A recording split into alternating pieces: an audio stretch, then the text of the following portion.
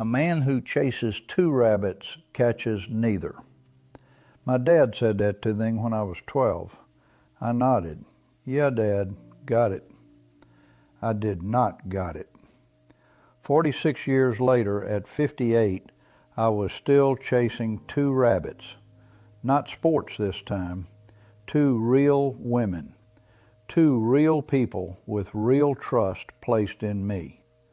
I caught neither. And what I lost was more than I expected. My name's Tom.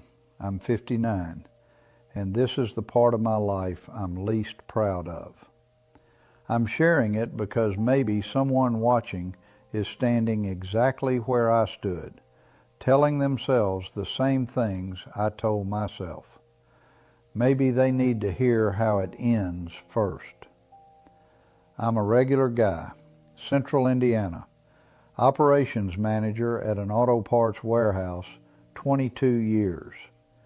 I've got a garage with a workbench where I refinish old furniture on weekends, chairs, dressers, things from estate sales.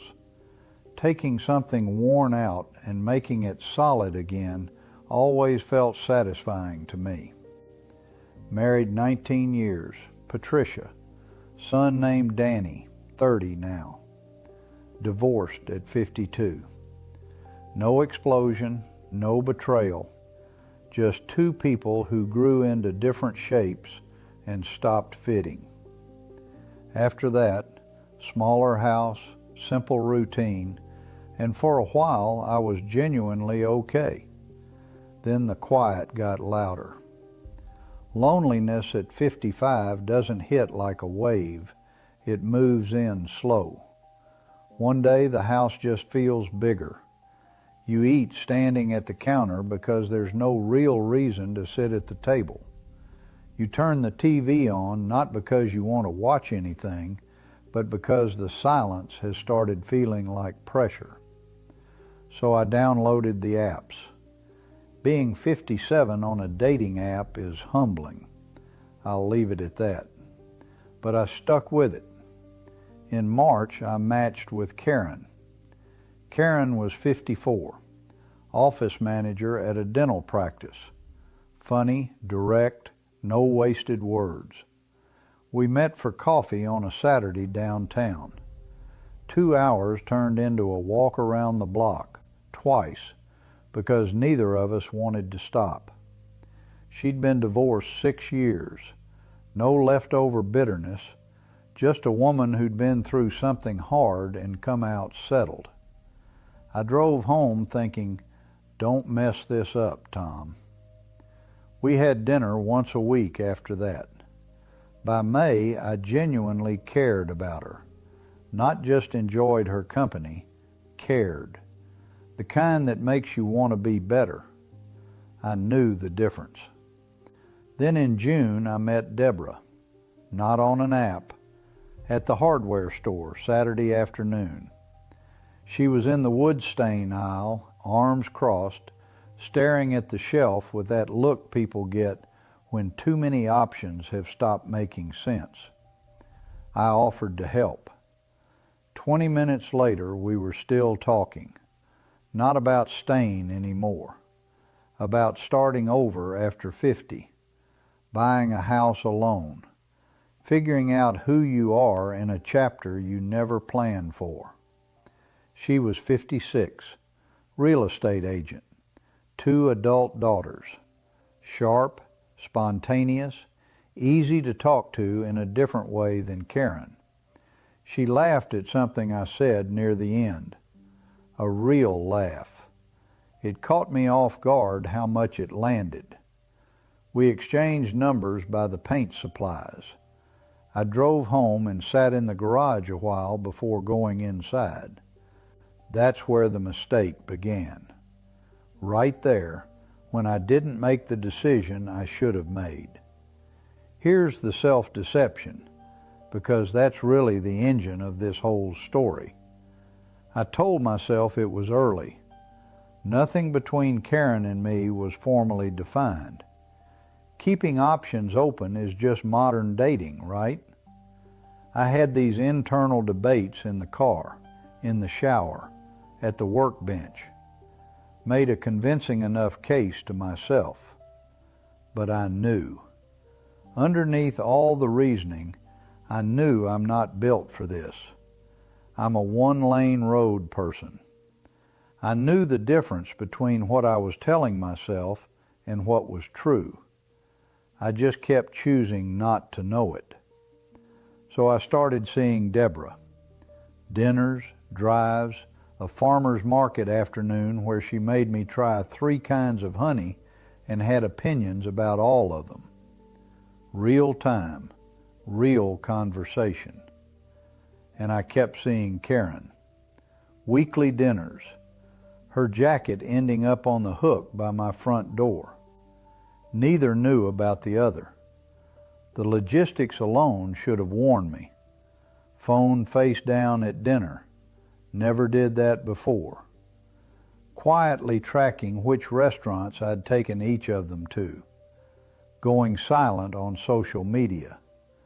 Constant low-level vigilance running in the background. Burning energy I didn't realize I was spending. I lost a few pounds without trying. Slept lighter. When Danny called and said I sounded tired, I told him work was busy.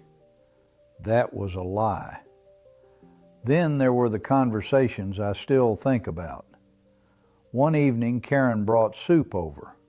Just showed up with it, no occasion, just kind. We were watching TV, quiet and comfortable, and she said, without looking at me, "I feel like this is becoming something real, Tom." I just wanted to say that out loud. "Yeah, me too," I said, and meant it. 2 weeks later, Deborah and I were parked in her driveway after a drive back from the state park.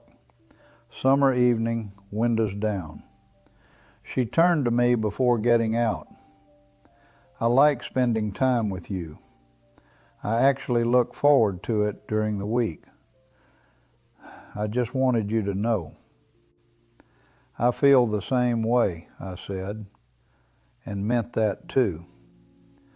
2 true things, both real, both alive at the same time, both with an expiration date I was choosing not to see. The crack came through something small. It always does. Deborah's office organized a charity dinner in late August. She mentioned it casually that week. What I didn't know was that Karen's dental practice was a sponsor and Karen attended. 3 days later, Tuesday evening, I was in the garage working on an end table when my phone rang. Karen. "Can I ask you something directly?"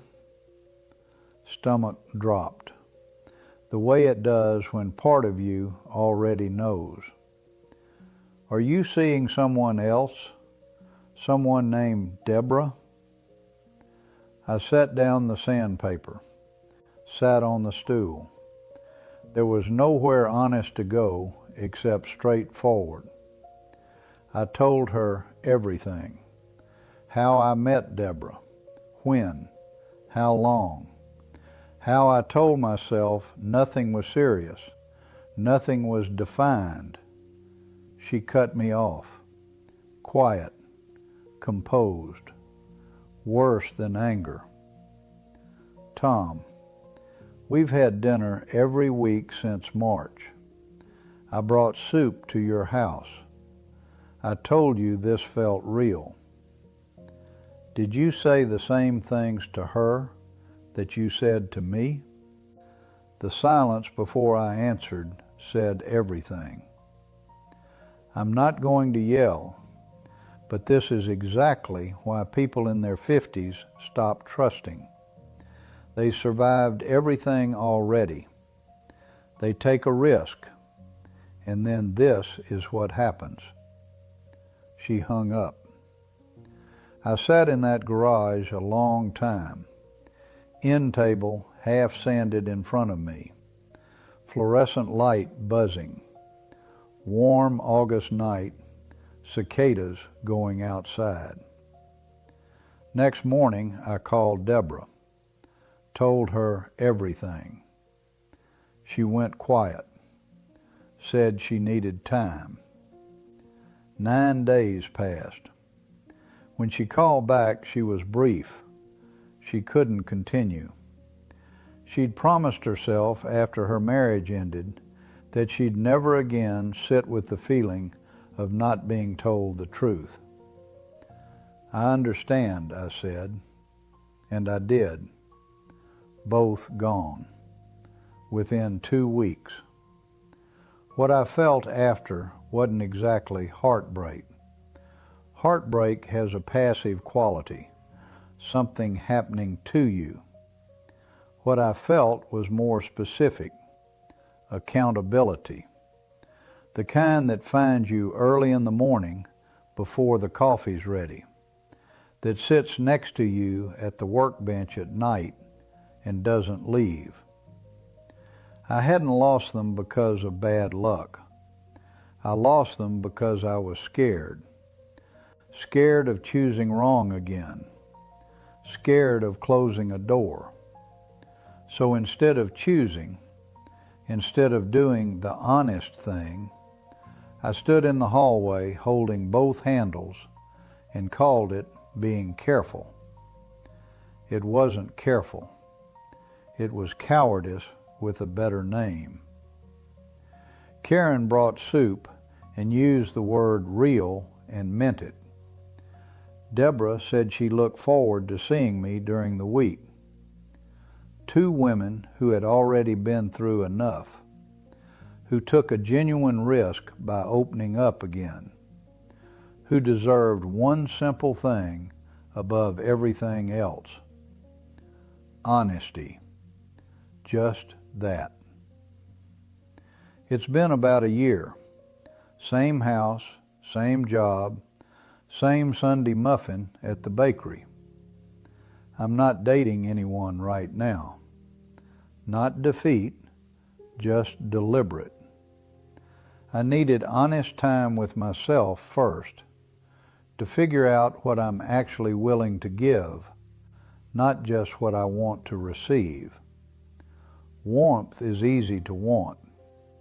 Accountability is harder to offer. Here's what I'd tell anyone over 50 who thinks they can manage 2 relationships at once. The math doesn't work. You don't have the energy for it. And the people you'd be doing it to have already lived enough to deserve better. Make a choice. Be honest. Give it a real shot. If it's not right, say so and move on clean. Not complicated. It just takes courage. A man who chases 2 rabbits catches neither. My dad was right. I just wish I'd understood it before proving it. At 58, alone in my garage, phone gone quiet, end table half finished, nowhere comfortable left to look. Don't wait for that moment. Be honest. Choose.